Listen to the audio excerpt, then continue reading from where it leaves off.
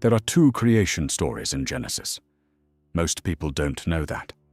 Everyone knows the second one. Adam is formed from dust. God puts him to sleep, takes a rib, creates Eve. Woman comes from man. Man comes first. But go back one chapter. Genesis chapter 1, verse 27. Read it carefully.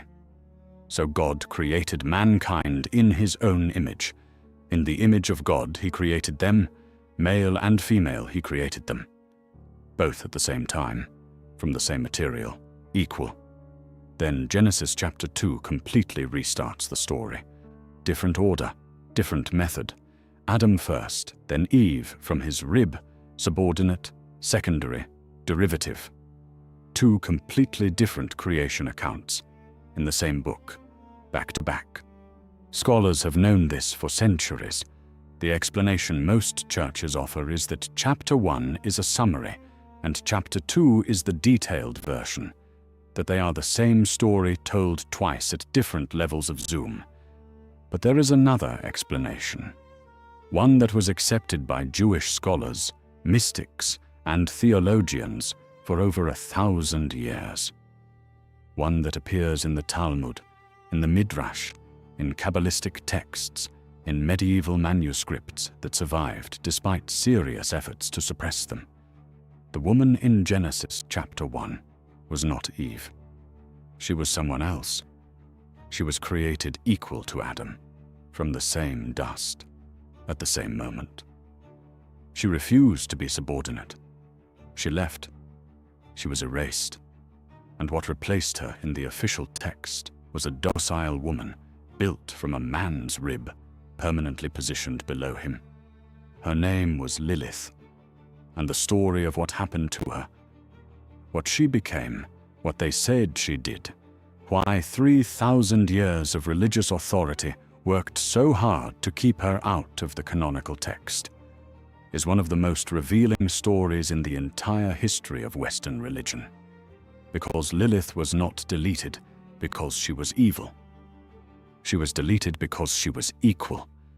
Welcome to Lore Myth. Stay until the very end of this video, because the final revelation about what Lilith's story actually tells us about the construction of the Bible itself, who wrote it, who edited it, and what they were trying to control, is the part that changes everything. And if you want mythology and hidden history told without a filter, subscribe right now and hit the notification bell. This channel exists for exactly this. Before we touch the Bible, we need to go older, much older. The name Lilith almost certainly predates Hebrew scripture by at least 1,000 years.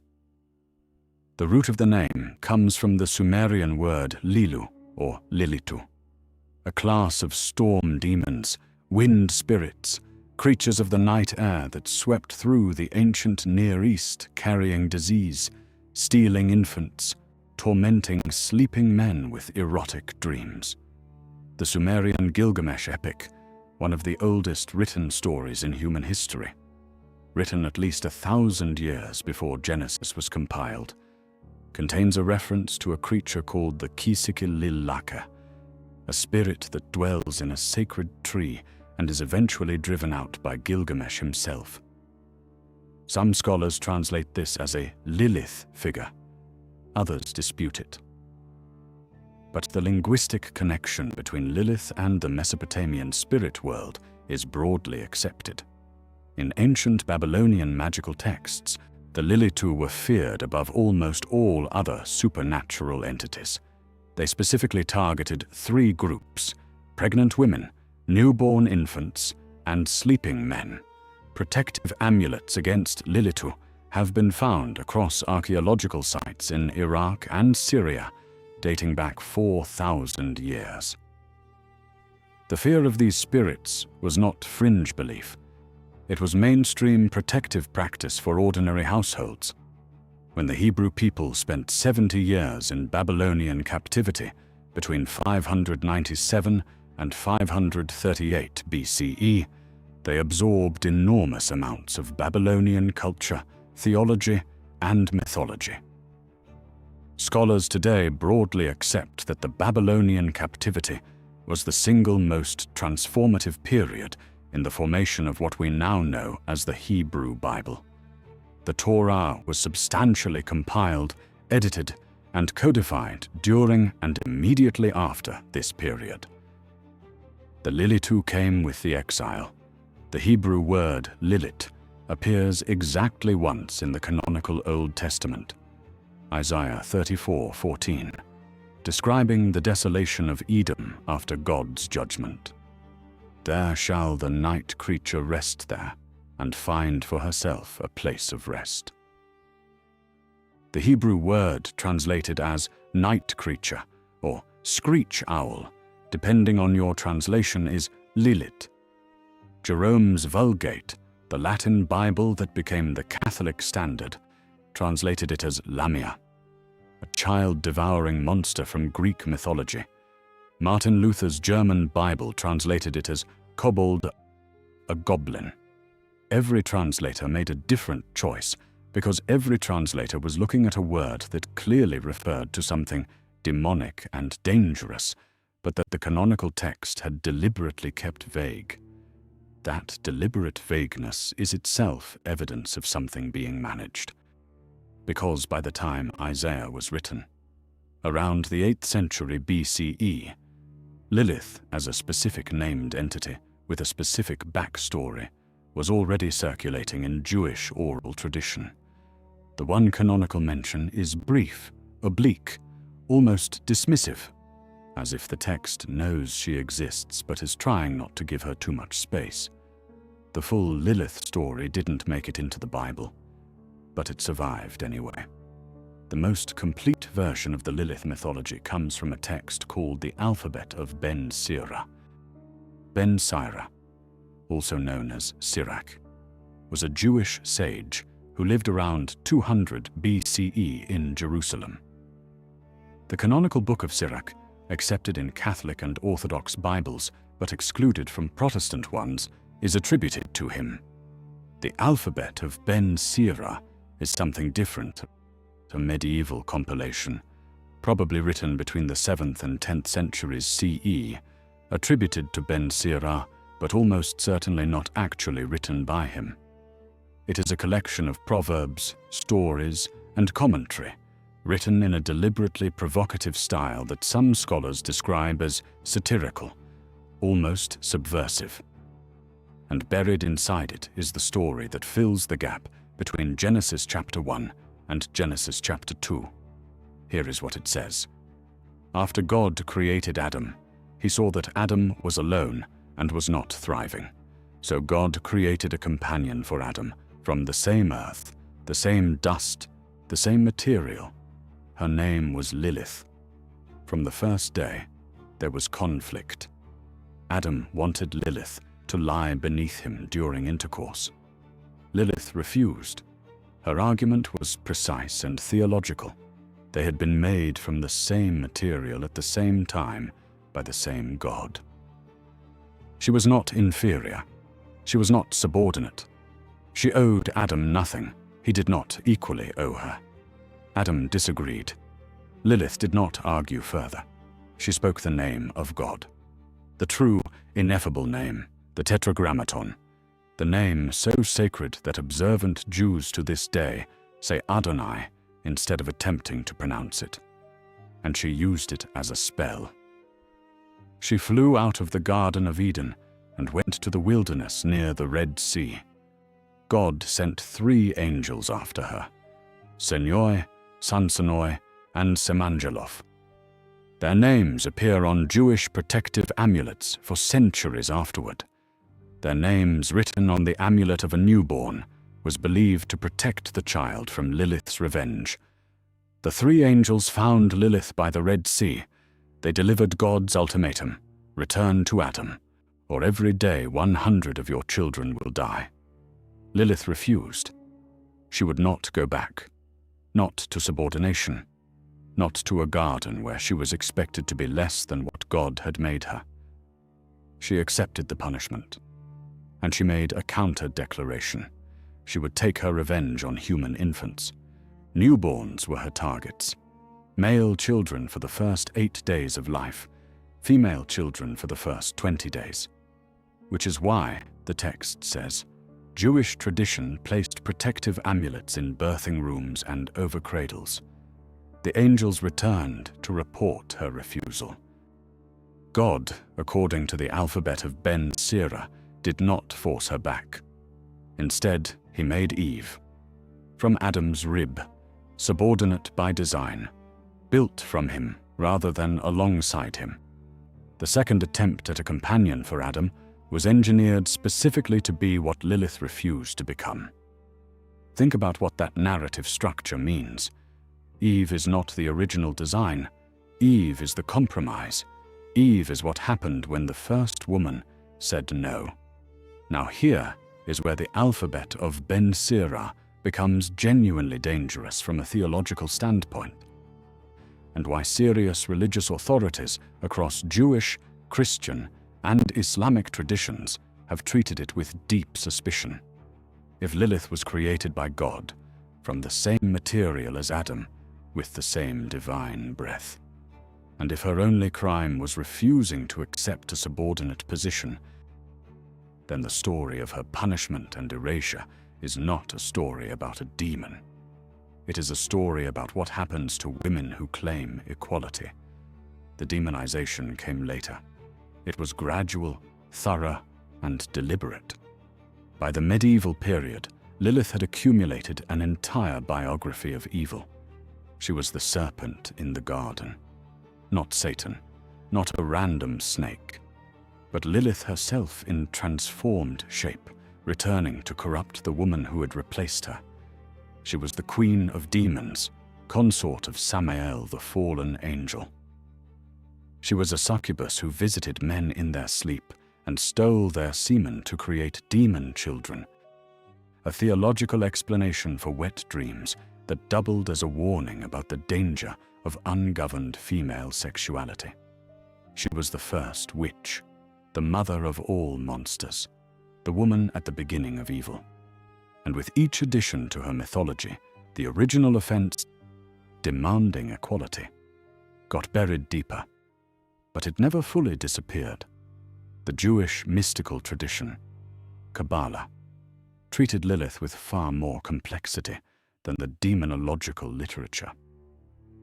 In Kabbalistic cosmology, Lilith occupies a specific structural position in the divine architecture. She is the dark feminine principle, the Sitra Achra, the other side, the shadow aspect of the Shekinah, the divine feminine presence of God. In some Kabbalistic texts, she is genuinely demonic, a force of destruction and chaos. But in others, particularly in the Zohar, the 13th century Spanish Kabbalistic masterwork, she is something more ambiguous. She is the force that tests, the principle of resistance without which nothing grows, the dark mirror that reveals what the light alone cannot show. The Zohar does not celebrate Lilith, but it takes her seriously. It does not simply reduce her to a monster. It assigns her a function in the cosmic order. Her darkness is not a mistake. It is a necessary pole of a necessary tension. That is a profoundly different theological position than simply calling her a demon and warning men to wear amulets. Now we get to the question that makes this story more than mythology. Why is Lilith not in the Bible? Not why is she demonized? Why is she absent from the canonical text when she was clearly part of Jewish theological thinking for over 1,000 years? The answer requires understanding how the Bible was actually assembled. The Hebrew Bible, what Christians call the Old Testament, was not written by one person in one sitting, handed down directly from God. It is a compiled document assembled from multiple source texts, written across several centuries by multiple authors and scribal schools, edited, revised, harmonized, and canonized through a series of human decisions made at specific historical moments by specific groups of people with specific interests. Scholars call the major source threads the Javist, J, Elohist, E, Deuteronomist, D, and priestly, P, sources.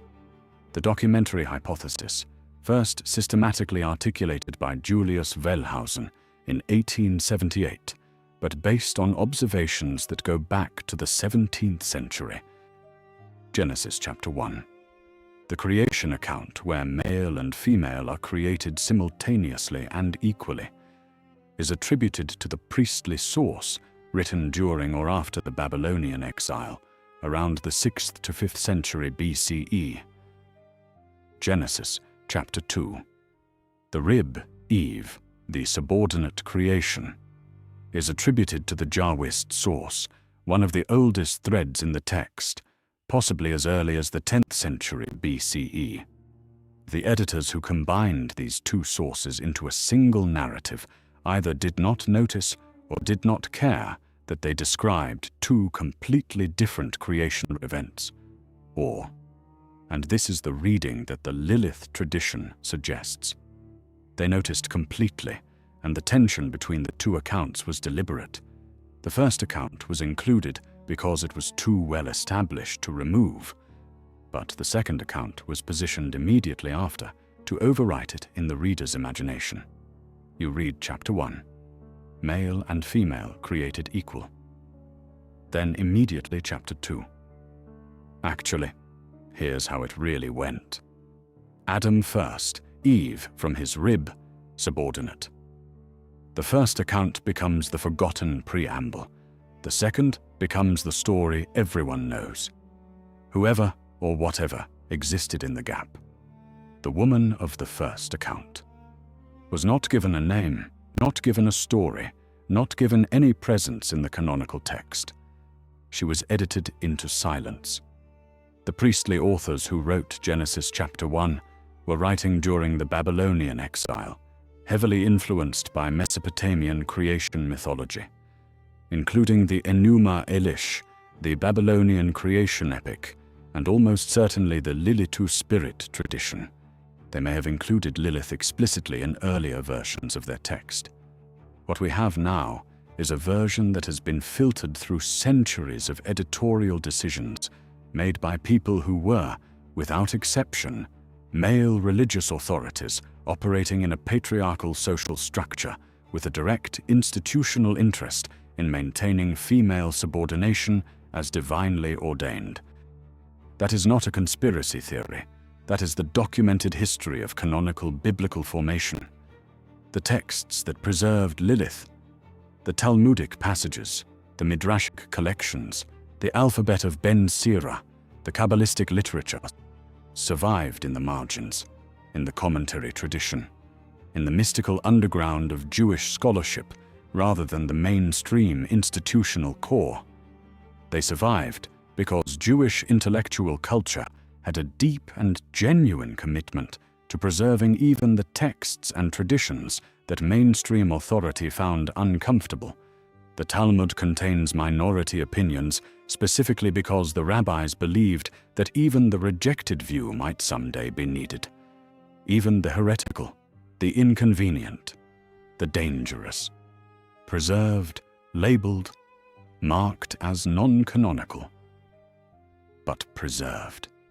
Lilith survived in those margins for 3,000 years. The Christian tradition was less generous when Christianity became the official religion of the Roman Empire in the 4th century CE, and when the canon of the Christian Bible was progressively standardized through councils and authoritative rulings. The Lilith tradition was essentially excluded from serious theological consideration. She appeared in demonological texts, in folklore, in the margins of illustrated manuscripts, as a monster, a warning, a thing to fear, not as the first woman, not as the woman who said no.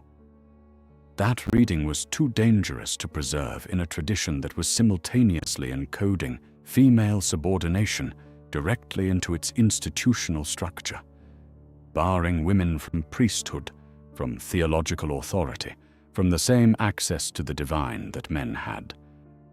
If Lilith was just a demon, she was a useful warning, This is what happens to women who rebel against the order God established. If Lilith was the woman of Genesis chapter 1, equal, created alongside Adam, exiled for claiming what God had actually given her, then the entire theological justification for female subordination collapsed. They could not allow that reading to gain mainstream traction, so they kept her monstrous. Here is where the story expands into something that should unsettle every assumption about where our myths come from. Lilith is not uniquely Jewish. She is not uniquely biblical. She is not uniquely Mesopotamian. Across cultures that had zero contact with ancient Israel or Babylon, there exist figures that are structurally identical to Lilith. A female supernatural entity associated with night, with wind, with the theft of infants and the seduction of men, who exists in the wilderness outside the bounds of domestic civilization, who is dangerous specifically because she is uncontrolled. The Greek Lamia, mentioned in Jerome's translation of Isaiah as the equivalent of Lilith, was a Libyan queen whose children were killed by Hera out of jealousy over Zeus's affair with her. In her grief and madness, Lamia became a child-devouring monster who haunted the night. A powerful woman, destroyed by divine authority, transformed into a threat to other women's children. The Roman Strix, a screech owl that fed on infants, gave its name to the Italian strega, the witch, the same night bird, the same infant predation, the same association with female supernatural danger operating outside male control. The ancient Arabic Qarinah, a female spirit that attaches itself to a person at birth as a shadow double, could strangle sleeping men and steal infants. Pre-Islamic Arab tradition filled the desert with female spirits, the jinn of the feminine class, specifically dangerous to newborns and sleeping men. In Indian tradition, the goddess Kali, dark, wild, standing on the body of Shiva, tongue out, wearing a necklace of severed heads, represents the uncontrolled feminine power that the ordered divine masculine cannot fully domesticate. She is revered, feared, and exists permanently outside the domestic feminine archetype that other Hindu goddesses represent. The pattern is not coincidence. Every patriarchal civilization, which is to say virtually every recorded civilization, constructed a version of the same figure, a dangerous supernatural woman who represents female power operating outside male control, specifically associated with the spaces where male authority is weakest, night, wilderness, the bodies of sleeping men, and specifically threatening to the institutions males most need to control: reproduction, infant mortality, domestic order. Lilith is not a Jewish invention. She is the Jewish version of a universal archetype that appears wherever human societies decide that female independence is cosmologically dangerous. And the way each culture handles that archetype tells you everything about how that culture actually feels about women.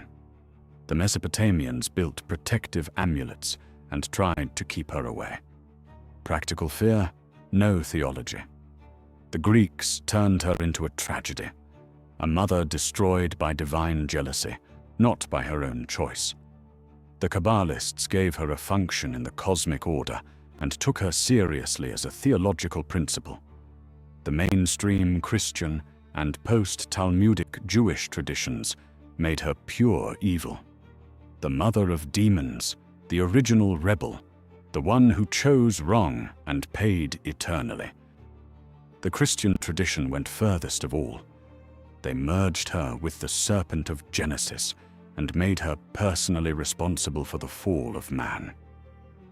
A woman's rebellion in the beginning was not just her problem. It destroyed paradise for everyone. That theological move is not accidental.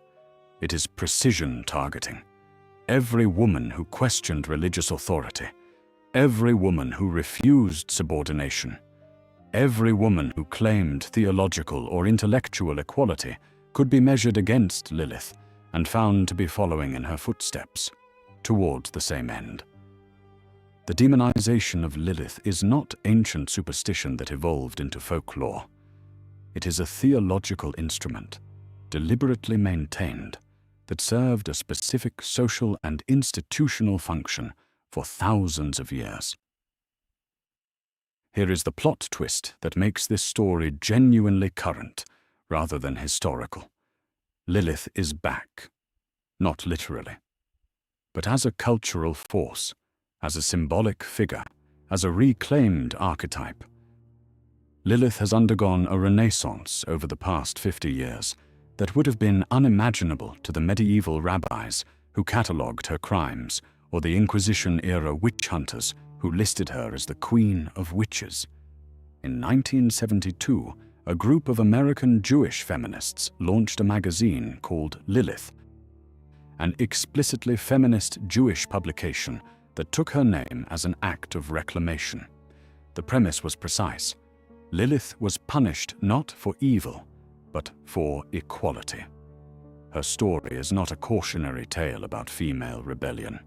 It is a suppressed history about what the religious establishment did to women who refused to accept the position it assigned them.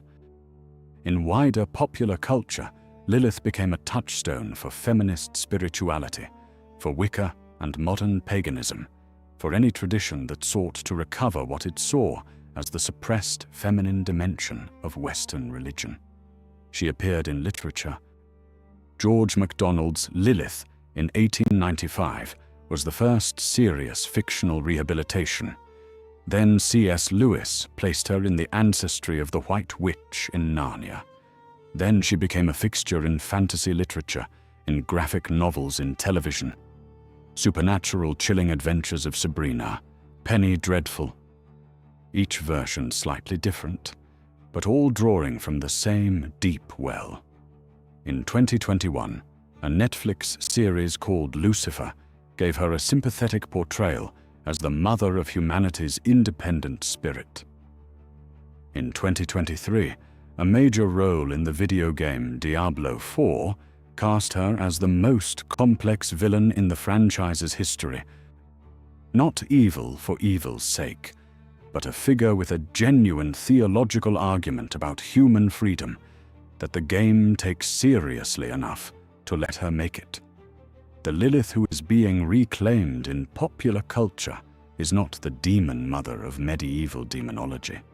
She is the figure from the Alphabet of Ben Sira, the woman made equal, who demanded to be treated as equal, who left rather than submit, and who was punished for a refusal that, by her own theological logic, she had every right to make.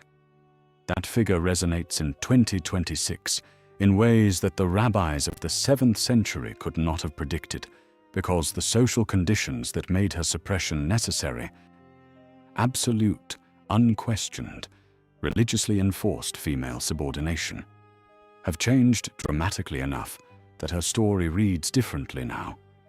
Now it reads as history, not myth, not theology, history. The documented history of religious institutions using theological narrative to enforce social hierarchy. The documented history of texts being edited, sources being excluded, traditions being labeled heretical, not because they were theologically unsound, but because they were socially inconvenient. Lilith was deleted from the Bible for the same reason all censorship happens, not because she was dangerous to God. God, presumably, can handle a woman demanding equality. She was dangerous to the people writing the story. And the people writing the story had the power to delete her. Almost. Now here is the thing that ties everything together. The Lilith story is not just about one woman and one god and one garden.